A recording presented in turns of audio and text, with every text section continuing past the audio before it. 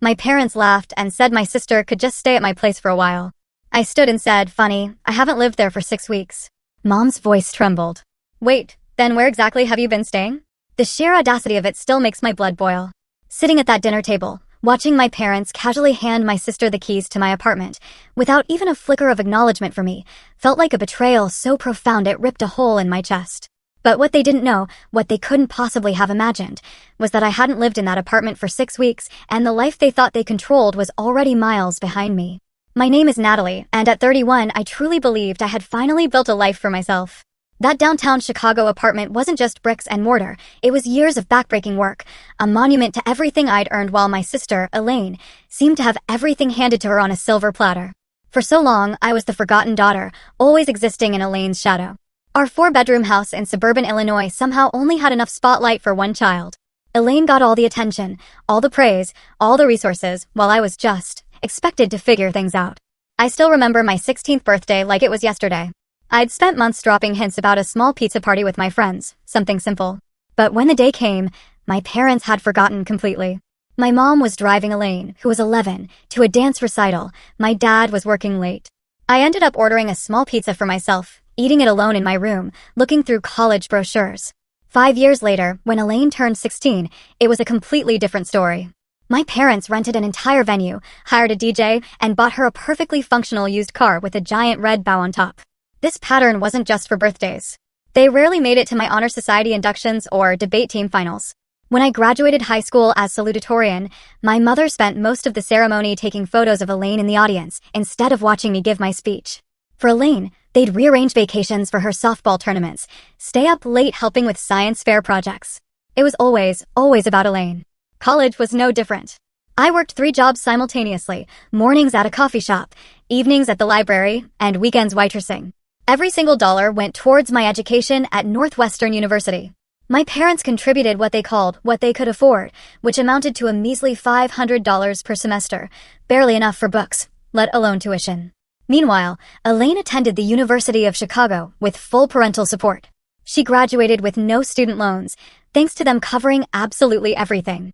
If she struggled with classes, my dad hired tutors. When she wanted to live off campus, they paid her security deposit and rent. After graduation, I landed an entry-level position at a digital marketing firm in downtown Chicago. The salary was modest, so I budgeted meticulously. I lived with 3 roommates in a cramped apartment miles from the office, packed my lunches, skipped vacations, and squirreled away every spare dollar. After 3 years, promotions, and side gigs managing social media for small businesses, I finally saved enough for a down payment on a small 1-bedroom apartment in River North. That apartment wasn't just property, it was my everything. 900 square feet of hardwood floors, exposed brick, and windows that caught the morning light just right. The kitchen was tiny, but I found a beautiful second-hand island that served as both a workspace and dining area. Every single piece of furniture represented careful selection and saving. My gray sectional couch took 6 months of overtime to afford. The bedroom set came from 4 different thrift stores, painstakingly refinished on weekends. Nothing matched perfectly, but everything was intentionally chosen. It was my sanctuary, proof that I could create something beautiful entirely on my own. Just before all this family drama started, I'd gone through a painful breakup with Thomas, my boyfriend of 2 years. We met at a marketing conference, and I thought we had a solid relationship. He was creative, ambitious, and seemed to understand my complicated family dynamics. Then, one evening over dinner, he casually mentioned he'd accepted a job in Seattle without discussing it with me. When I expressed shock, he seemed genuinely surprised that I might have wanted input on a decision that would effectively end our relationship. The breakup left me questioning my judgment, feeling raw and particularly vulnerable. Despite the unequal treatment, I maintained a surface-level relationship with my family. I called my mother weekly. I sent birthday and holiday gifts. I attended Sunday dinners once a month, driving 40 minutes each way to sit at a table where conversation inevitably centered around Elaine's latest drama or accomplishment. I'd smile and nod through stories about her 3rd attempt at graduate school or her newest boyfriend. I'd help clear the table while my mother fussed over whether Elaine was eating enough. I'd hug everyone goodbye, making mental calculations about how many weeks I could reasonably avoid the next dinner. These dinners were performances where I played the role of supportive daughter and sister, keeping my true feelings locked inside. I learned early that expressing hurt or resentment only led to being labeled too sensitive or jealous. So, I built walls around my heart and learned to keep conversations superficial. My real life, my friendships, my struggles, my achievements, all remained carefully separate from my family life. The apartment was my sanctuary from all of this. As we entered our 20s and 30s, Elaine's pattern of instability became impossible to ignore. While I built a steady career path with consistent promotions and growing responsibilities, my sister bounced between jobs like a pinball. She was a barista for 3 months before quitting because the early hours disrupted her creative energy. She lasted 6 weeks at an administrative position because her supervisor just didn't understand her process. She tried selling real estate, but gave up after failing to close any deals in 4 months. After each job ended, my parents stepped in with financial support. They paid her rent when she couldn't. They covered her car payments when she declared the work too stressful. They even funded a 3-month wellness retreat in Arizona when she claimed job hunting had triggered her anxiety. All while telling me how proud they were of my independence, as if my self-sufficiency was convenient rather than absolutely necessary. Her relationships followed similar patterns. Elaine cycled through boyfriends and roommates, each relationship ending with dramatic fallouts that somehow always positioned her as the victim. Friends would suddenly become toxic, roommates would become impossible to live with. Each time, our parents would console her, offer advice, and ultimately, financial assistance. Then, about 8 months ago, I started noticing concerning patterns regarding my apartment. The first incident happened after I invited Elaine over for dinner. As I was cooking, she wandered around, opening closets and checking out my storage solutions. Her comments seemed innocent enough. "This place is so perfect for entertaining," or "You have so much space for just one person." I thought nothing of it until she started asking detailed questions about my monthly maintenance fees and security arrangements. A month later, she called asking to borrow my black cocktail dress for a job interview. When I came home from work, I found not only the dress missing, but also 2 pairs of shoes, a designer handbag I'd splurged on for my 30th birthday, and several pieces of jewelry. When confronted, she acted genuinely surprised by my upset, saying, "I thought you would want to help me look professional. It's not like you were using them today." The unannounced visits began soon after. I'd come home to find Elaine sitting on my couch, having been let in by the doorman who recognized her as my sister. She'd wave off my surprise with comments like, "I was in the neighborhood," or "I needed some sister time." These visits always ended with her asking to borrow something: money for an emergency car repair, my laptop because hers was acting weird, or my credit card because she'd left her wallet at home. The situation escalated dramatically when I returned from a weekend visiting friends to discover Elaine had hosted a dinner party in my apartment. 8 strangers had used my dishes, sat on my furniture, and left wine stains on my rug. When I called her in shock, she just laughed it off. My place was too small, and I knew he wouldn't mind. We cleaned up most of it. I finally confronted her directly, sitting her down over coffee to establish clear boundaries. "Elaine," I said, my voice firm, "I need you to understand that my apartment is my private space. You cannot come over without calling first. You cannot borrow my things without asking, and you absolutely cannot host parties here whether I'm home or not." Her response was utterly dismissive. "Why are you being so uptight? We're sisters. What's yours is mine, right? You've always been so weird about sharing." When I stood firm, she did what she always did. She called our parents. That evening, I received a lecture from our father about family supporting each other and a tearful call from our mother asking why I was being so selfish when Elaine just admires your beautiful home. The only validation came from my friend Jessica, who witnessed one of Elaine's uninvited visits. After my sister left, Jessica turned to me with a concerned expression. "Natalie, that was not normal. You know that, right? The way she went through your mail, the comments about how much everything must cost, the way she took your sweater without asking. She is not respecting your boundaries at all." The final straw came when I noticed things in my apartment being moved or disappearing entirely. My passport, which I kept in a specific drawer, was suddenly on my bookshelf. Financial documents were rearranged. A pair of expensive wireless earbuds vanished. The security of my own home began to feel compromised, and with it, my sense of safety and independence. The breaking point arrived after I returned from a 3-day business trip to New York. I had been presenting our agency's campaign to a major potential client, and the meetings had gone exceptionally well. My boss had hinted at a possible promotion if we landed the account, and I was riding a wave of professional accomplishment as I unlocked my apartment door. That feeling evaporated instantly. My neat, organized space looked like it had been hit by a small hurricane. Empty wine bottles lined the kitchen counter. Takeout containers spilled from the overflowing bin. My couch pillows were strewn across the floor, and an unfamiliar jacket hung over my dining chair. As I moved through the apartment in growing horror, the violations multiplied. Multiple towels laid damp on my bathroom floor. My expensive face creams and serums had been used, caps left off, contents significantly diminished. The guest bedding I kept in the hallway closet was rumpled on the couch along with several blankets I didn't recognize. But the most painful discovery waited in my bedroom. My journal, which I kept in my nightstand drawer, lay open on the bed, pages visibly turned and creased. Next to it sat a wine glass with a lipstick smudge that matched the shade my sister typically wore. The invasion of this most private space, the words I had written about my feelings, my therapy journey, my deepest insecurities, was breathtaking in its violation. I called Elaine immediately, my hands shaking with an anger I rarely allowed myself to feel. When she answered with a casual, "Hey sis," I could barely form coherent sentences. "My apartment. You were in my apartment with people. You read my journal." Her response was so predictable it would have been comical in any other circumstance. "Oh, that? Yeah, I needed a break from my roommates. They've been super annoying lately, having loud sex and smoking inside. I just needed somewhere quiet to crash for a couple nights." "A couple nights? How long were you here? Who else was here?" My voice had risen to a shout. "Just a few friends. And only for like 3 nights, maybe 4. We cleaned up." The blatant lie hung in the air. "You went through my personal things.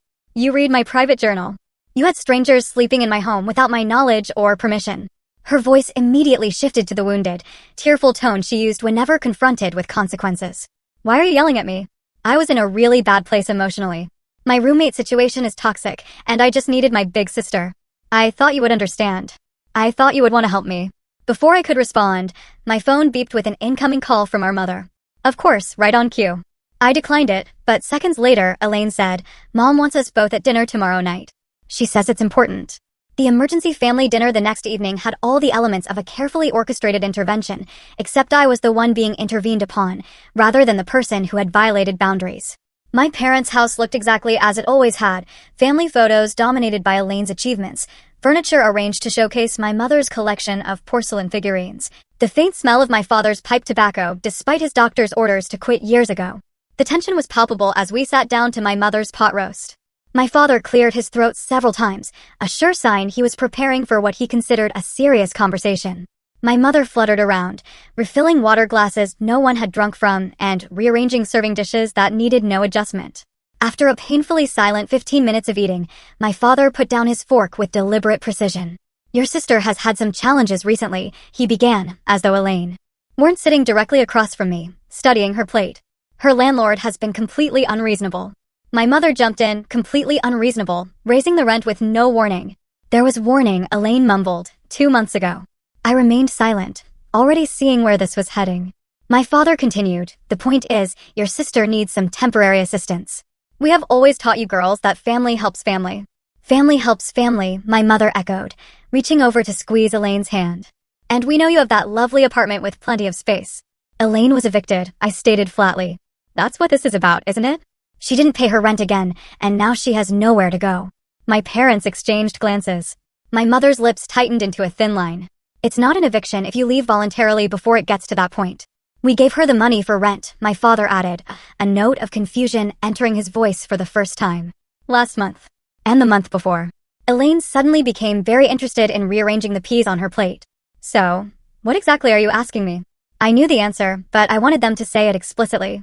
"We think it would be best if Elaine stayed with you for a little while," my mother said, her voice taking on the syrupy sweetness she used when trying to manipulate a situation, "just until she finds a new place. A few months at most." "Absolutely not." The firmness in my voice surprised even me. "Natalie," my father said, his tone hardening. "Your sister needs help. This is what family does." "No, this is what our family does for Elaine. When I needed help with college tuition, I got a 3rd job. When I needed a place to live, I found roommates and worked overtime. When I wanted to buy an apartment, I saved for years." "That's different," my mother interjected. "You have always been so independent, so capable. And that became the excuse for giving me nothing while giving her everything." I said, the words I had swallowed for years finally spilling out. "I am not letting her move into my home. Not for a day, not for a week, certainly not for months." "You have 2 bedrooms," my father argued, his face reddening. "I have 1 bedroom and a home office that I need for my job. And even if I had 10 bedrooms, the answer would still be no. Elaine does not respect boundaries. She has proven that repeatedly." "Oh, boundaries," my mother said dismissively, waving her hand as if swatting away an annoying fly. "You and your boundaries. Sisters should share and support each other." "Support goes both ways," I said. "When has Elaine ever supported me? When has she respected my privacy or my possessions? When has she shown any concern for my feelings?" "You are being selfish," My father declared, playing his trump card, the accusation that had kept me in line for most of my life. Your sister is family. So am I said, rising from the table, tears streaming down my face despite my best efforts to contain them. But that has never seemed to matter to any of you. I drove home that night with my hands gripping the steering wheel so tightly my knuckles turned white. Through the blur of tears, one thought crystallized with perfect clarity. Nothing would ever change. I would always be the responsible one, expected to sacrifice for Elaine. I would always be the daughter whose needs came second. I would always be giving pieces of myself away until there was nothing left, unless I changed the pattern myself. That night in my apartment, surrounded by the evidence of my sister's disregard for my space and belongings, I finally broke down completely. The sobs that tore through me came from somewhere deep, primal, years of suppressed hurt and anger finally finding release. I curled into a ball on my couch, clutching a pillow to my chest as though it could somehow protect me from the pain radiating through my body. When the storm of tears finally subsided, I felt hollow but oddly clear-headed. This space, which I had created as my sanctuary, no longer felt safe. The knowledge that my sister had been here, looking through my things, reading my private thoughts, inviting strangers to use my belongings, it had contaminated everything. The apartment no longer felt like mine. At 1 o'clock in the morning, I called Taylor, my best friend since college. She answered on the third ring, her voice thick with sleep. Nat, are you okay? The whole story poured out of me. A jumbled, tear-stained account of the apartment invasion, the family dinner, the lifetime of being overlooked and undervalued. Taylor listened without interruption, occasionally murmuring sounds of support or outrage at particularly egregious details. When I finally ran out of words, the silence stretched between us for several moments. Then Taylor said something that changed everything. You know, you don't have to keep playing this role they've assigned you, right? You're allowed to rewrite the script. What do you mean? I asked, wiping tears from my cheeks. I mean that you have spent your entire life trying to earn approval from people who are constitutionally incapable of giving it to you. Your parents have shown you exactly who they are and how they value you. Believe them and make decisions accordingly. The truth of her words resonated in my chest. So, what do I do?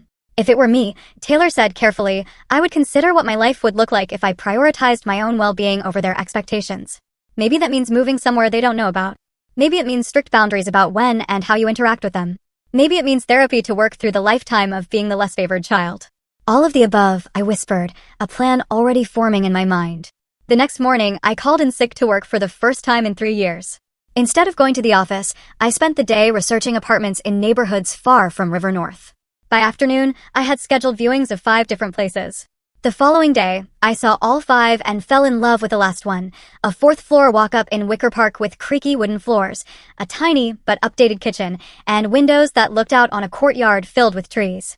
It was smaller than my current place and considerably less polished, but it had character, and most importantly, no one in my family knew about it. I signed the lease that same day, putting down the security deposit and first month's rent from my emergency savings. The landlord, an older woman named Harriet who lived on the 1st floor, seemed delighted to have a quiet professional as a tenant. When can you move in? She asked as we completed the paperwork. As soon as possible, I told her. Would this weekend work? With a new apartment secured, my plan took shape with surprising speed. I opened a new bank account at a credit union across town from my usual bank, transferring half my savings immediately. I set up mail forwarding to a post office box rather than directly to the new apartment. I began bringing small boxes of my most treasured possessions to work with me, then dropping them at the new place on my way home. I decided to leave most of the furniture behind. The couch, the dining table, the bed frame, all of it felt tainted by what had happened. Only my grandmother's antique reading chair, a few cherished books, my most beloved kitchen items, and my clothes made the journey to Wicker Park. The rest I would deal with later. Setting up the new apartment became a kind of therapy. Each item I brought was carefully considered. Did it bring me joy? Did it serve a purpose? Was it free from negative associations? The resulting space was minimalist, but deeply personal. I splurged on new bedding, a soft duvet in shades of blue and green that reminded me of the ocean. I hung plants in the windows and photographs of friends on the walls. I bought a secondhand desk that fit perfectly in the alcove by the window, creating a workspace that felt both productive and peaceful. As the new place took shape, I felt a weight lifting from my shoulders.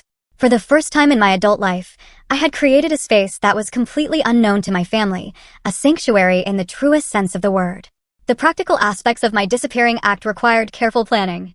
I changed the passwords on all my accounts. I spoke with my supervisor at work, explaining in vague terms that I was dealing with a family situation and needed to update my contact information. I arranged for packages to be delivered to an Amazon locker rather than to either apartment.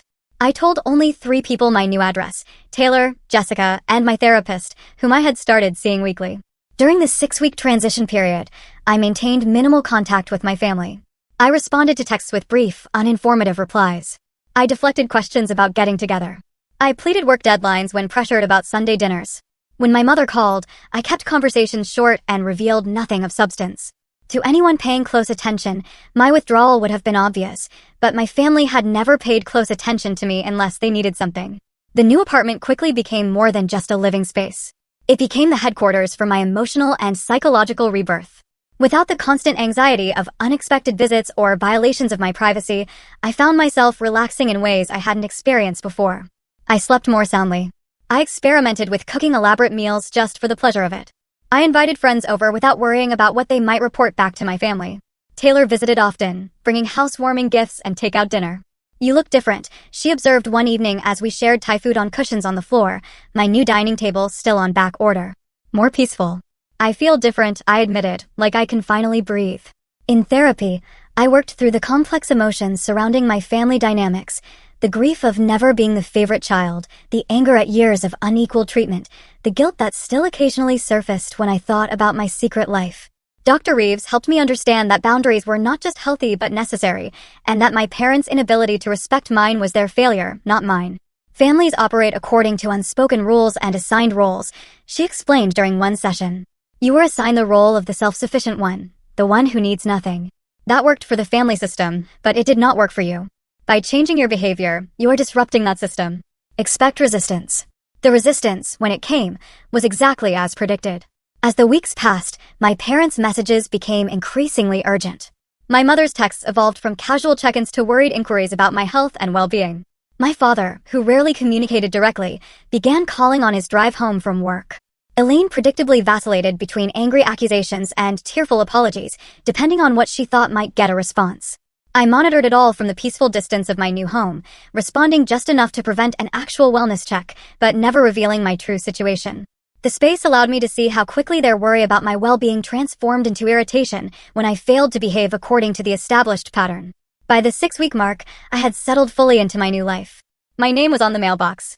I knew the best coffee shop within walking distance and had become a regular at the farmer's market every Saturday. I had met 2 neighbors who seemed potential friend material, one a graphic designer who worked from home, the other a kindergarten teacher with a contagious laugh. The apartment felt completely mine in a way no space ever had before. I knew a confrontation with my family was inevitable. I even knew it would be painful. What I didn't know was exactly when or how it would happen. As it turned out, my mother made that decision for me with a text that simply read, "Emergency family dinner tomorrow night. No excuses. 6 p.m. sharp." In the weeks leading up to that fateful dinner, my parents' attempts to contact me had grown increasingly frantic. My phone would light up with my mother's name 5 or 6 times a day, the voicemails growing progressively more dramatic. "Natalie, honey, we are getting worried about you." Then, "Natalie, please call us back. We just want to know you're okay." And finally, "Natalie Thompson, I am your mother, and I demand you call me back immediately." My father's approach was more direct. "Your mother is worried sick. Call home," and later, "This behavior is unacceptable, Natalie." Family does not just disappear. Elaine's financial situation had apparently worsened after losing yet another job, this time at a boutique clothing store where, according to my mother's detailed voicemail, the manager just didn't appreciate Elaine's creative approach to the dress code. The subtext was clear: Elaine needed help, which meant I was expected to provide it. I had become skilled at deflecting questions about my whereabouts. When my mother asked if I would be at Sunday dinner, I replied that I had a work commitment. When my father texted asking if I could help move some furniture, I said I was fighting a cold. When Elaine asked if she could crash on my couch, just for tonight, I claimed my apartment was being painted. These excuses worked because my family had always accepted my independence as a fixed character trait rather than a hard-won achievement. They assumed I was just being difficult or going through some phase. It never seemed to occur to them that I might have taken actual steps to protect myself from their encroachment. The emergency family dinner text arrived on a Tuesday morning. My immediate instinct was to ignore it, but Dr. Reeves had been helping me recognize the difference between avoidance and boundaries. Avoiding my family indefinitely was not a sustainable solution. Establishing clear boundaries with them was. This dinner might provide the opportunity to do exactly that. "I'll be there," I texted back to my mother, the 3 simple words immediately triggering a flurry of happy face emojis in response. As I drove to my childhood home that Thursday evening, my stomach clenched with anxiety. I had prepared as thoroughly as possible, rehearsing responses to likely scenarios with both Taylor and Dr. Reeves. I had meditated that morning, gone for a long run, and worn an outfit that made me feel confident, a tailored blazer over a simple blouse and jeans. Still, as I parked in the driveway, the familiar weight of family expectations settled on my shoulders. The house looked exactly as it always did: my mother's carefully tended flower beds, my father's meticulously trimmed lawn, the porch light welcoming visitors while the interior revealed warm golden light through partially drawn curtains. The perfect suburban tableau. I took a deep breath, straightened my shoulders, and rang the doorbell rather than using my key. A small act of separation that did not go unnoticed by my mother when she opened the door. "Since when do you ring the bell?" she asked, her attempt at lightness undermined by the tension around her eyes. "This is still your home, you know." "Is it?" I replied quietly, stepping past her into the foyer.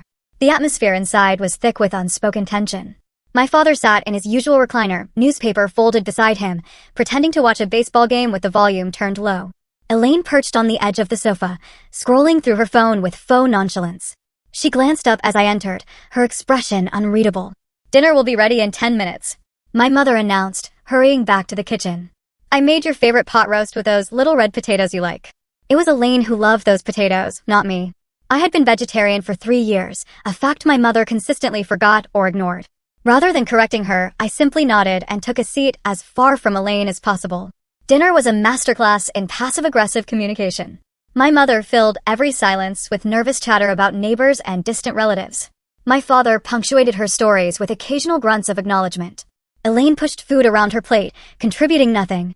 I answered direct questions with minimal responses, waiting for the real purpose of this gathering to emerge. It came, as family bombshells often do, with dessert. My mother had made apple pie, not my favorite, but Elaine's. And as she served it with unnecessary flourish, my father cleared his throat. "Your sister has had some temporary setbacks," he began, as though continuing a conversation we had been having all along. "Job market is tough right now, very competitive." My mother nodded vigorously. "So competitive, and rental prices are just outrageous these days." I said nothing, taking a small bite of pie. "The thing is," my father continued, reaching into his pocket, "we think we've found a good solution. Temporary, of course, until Elaine gets back on her feet." With deliberate ceremony, he placed a set of keys on the table between us. "My keys. To my River North apartment. We think it makes perfect sense for your sister to use your place for a while," my mother said, her voice bright with false certainty. "You have all that space, and you're at work most of the time anyway." "We already spoke to your building manager," my father added. "Mr. Peterson, nice fellow. He said it's no problem to add Elaine to your lease temporarily." I stared at the keys, a strange calm settling over me. "You spoke to my building manager without talking to me first?" "We knew you'd agree once you thought about it," my mother said. "Family helps family." Elaine finally looked up, a small victorious smile playing at the corners of her mouth. "I promise I'll keep everything super clean this time," she said, the implication that she would be moving and regardless of my opinion hanging in the air between us. My father nodded decisively. "It's all arranged then. Elaine can move in this weekend, just for a few months until she finds something else." They were all looking at me now, waiting for my acquiescence. The script they had followed my entire life was playing out exactly as they expected. The responsible daughter would once again sacrifice for the family, would once again put her sister's needs above her own, would once again accept the unequal distribution of support and respect. I looked at each of them, my father's confident expression, my mother's pleading eyes, my sister's barely concealed triumph, and made my decision. I felt strangely calm as I looked at my family gathered around the table, all waiting for my predictable compliance. For once, I held information they did not have, power they could not anticipate. The irony that they had inadvertently created this situation through their own actions was not lost on me. "That's funny," I said, my voice steady and clear. "I haven't lived in that apartment for 6 weeks." The silence that followed was absolute. My mother's fork clattered against her plate. My father's confident expression froze, then crumbled into confusion. Elaine's smug smile vanished, replaced by widening eyes and parting lips. "What do you mean you haven't lived there?" my mother finally asked, her voice trembling slightly. "Wait then, where exactly have you been staying?" My father leaned forward, his face flushing with the first stirrings of anger, always his go-to emotion when control slipped from his grasp. "What are you talking about, Natalie? Of course, you live there. We were just on the phone with your building manager yesterday." "I still own the apartment," I clarified. "I still pay the mortgage. But I don't live there anymore. I moved out 6 weeks ago after Elaine let herself in while I was on a business trip, invited strangers over, went through my personal belongings, and read my private journal."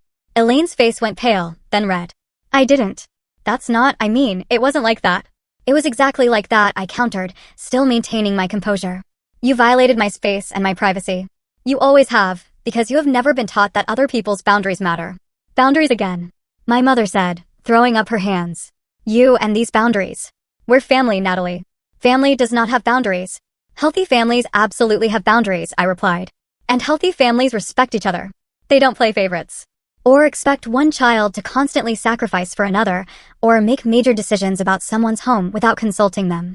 My father's expression had shifted from confusion to full-blown anger. So, you've been lying to us for weeks, hiding where you live? What kind of daughter does that? The kind who has learned that it's the only way to protect herself, I said quietly. The kind who has spent her entire life trying to earn the same consideration automatically given to her sister. The kind who finally realized that was never going to happen. This is ridiculous, my mother said, tears gathering in her eyes. We have always treated you girls exactly the same. I couldn't help the short, bitter laugh that escaped me. Mom, that is just not true. And I think, on some level, you know it. When Elaine needed college tuition, you paid it. When I needed it, I worked 3 jobs. When Elaine lost apartments because she spent rent money on other things, you bailed her out. When I saved for years to buy my own place, you barely acknowledged it until you decided it could solve Elaine's problems.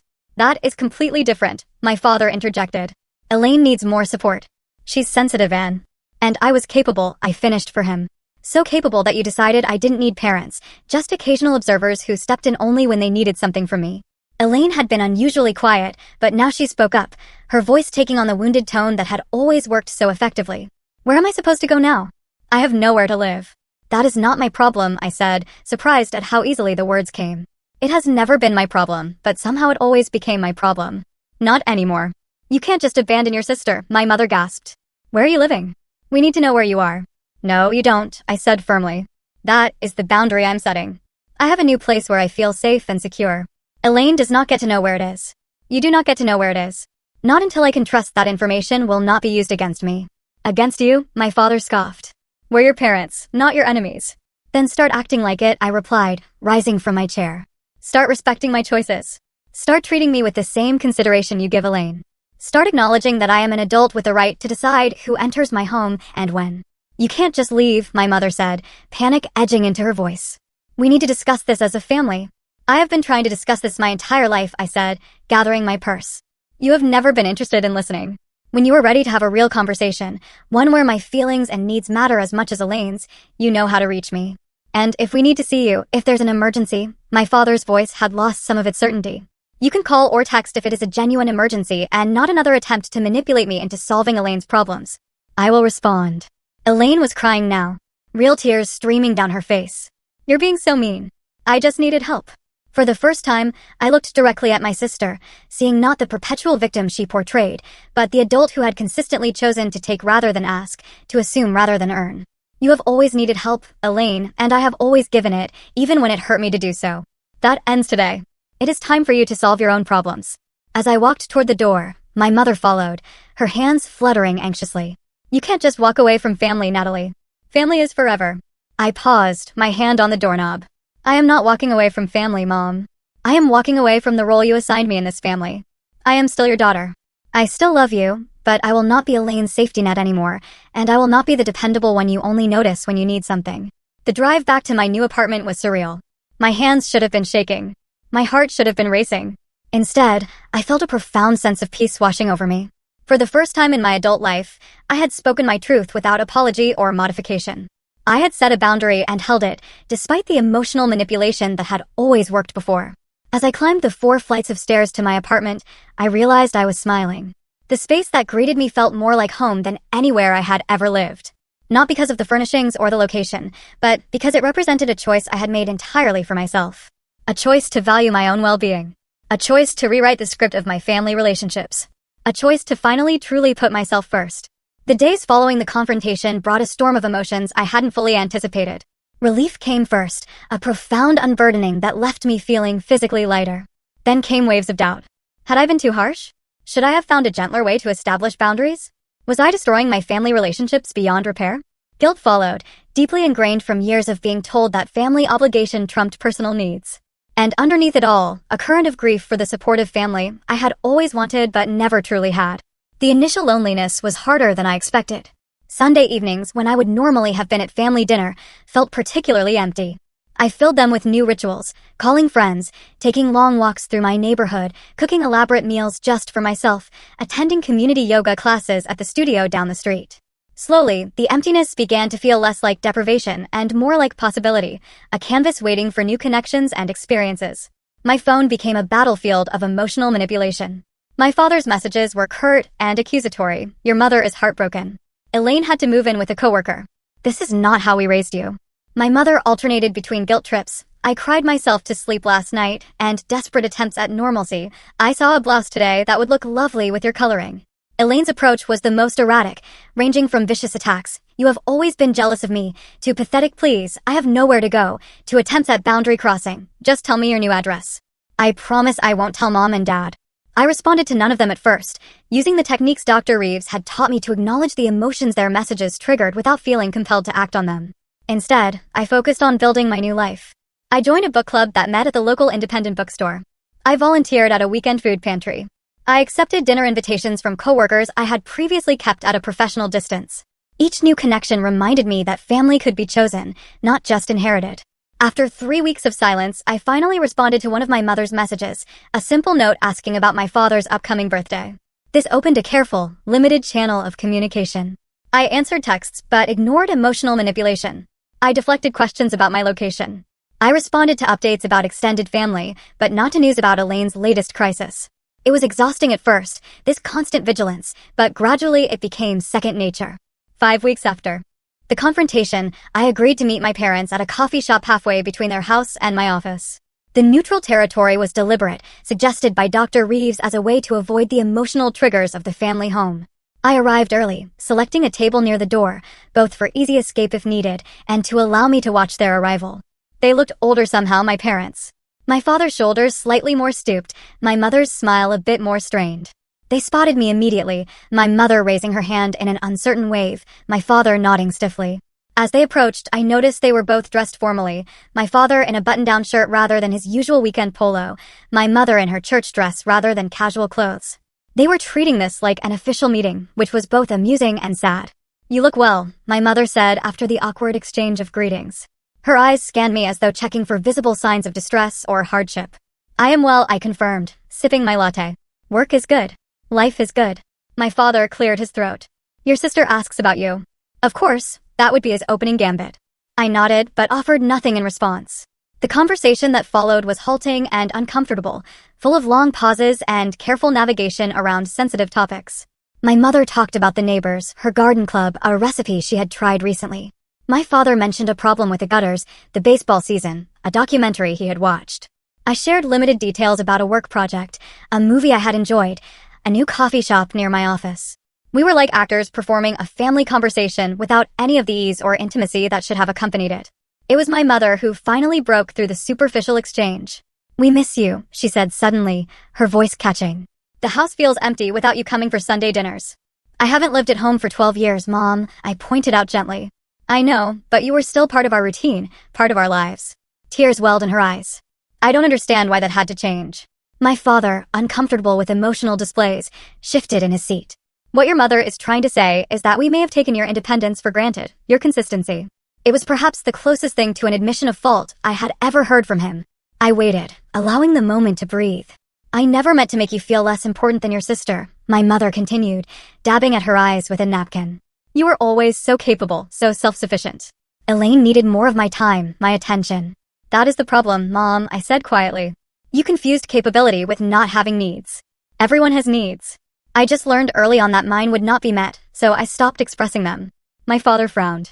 "That's not fair, Natalie. We provided for you. We supported your education." "You paid $500 per semester toward my education," I corrected. "I worked 3 jobs to cover the rest." "You paid for Elaine's entire degree, plus her apartment, plus spending money. Can you see how different that is?" He opened his mouth to argue, then closed it again, something like realization dawning in his eyes. "We never meant to hurt you," my mother whispered. "I believe that," I said, "but you did hurt me, and you continued hurting me even when I tried to establish boundaries."